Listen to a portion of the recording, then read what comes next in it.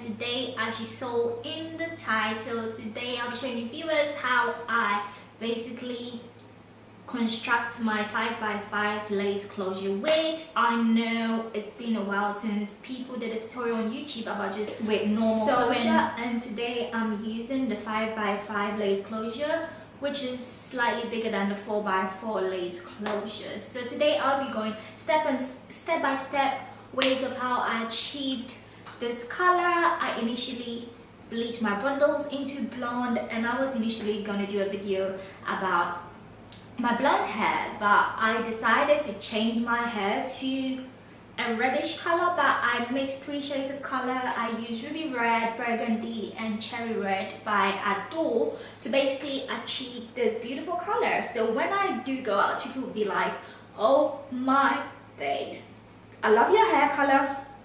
What color is this? So I just said it's 3 different shades of red, or 3 different shades of reds mixed together to achieve this beautiful red. It's more on the cherry fiery side and I love it.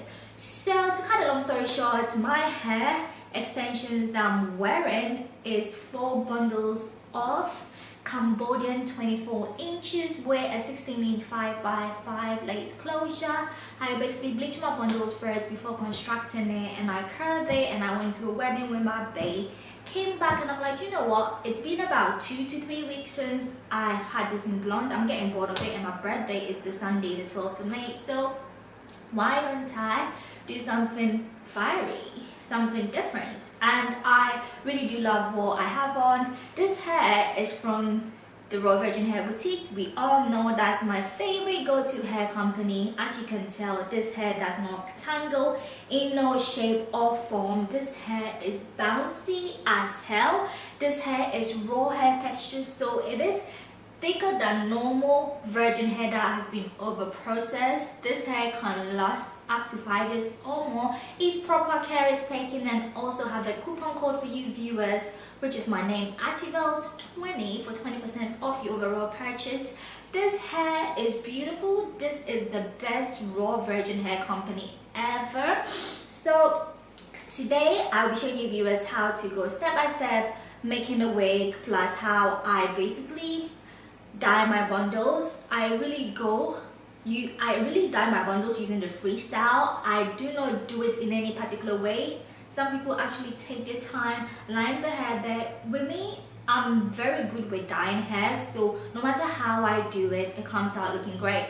And of course I had to leave a few inches of black root because I do not like my hair starting from the root, especially if it's a vibrant color like red. So hope you viewers will enjoy this video and stay tuned for the rest of the video. Do not forget to use the discount code. Check the hair company out. They are one of the best hair companies out there. I always insist, if you're looking for raw hair or normal virgin hair, just go to that website and you'll be amazed about the beautiful product they've got on there, and then love.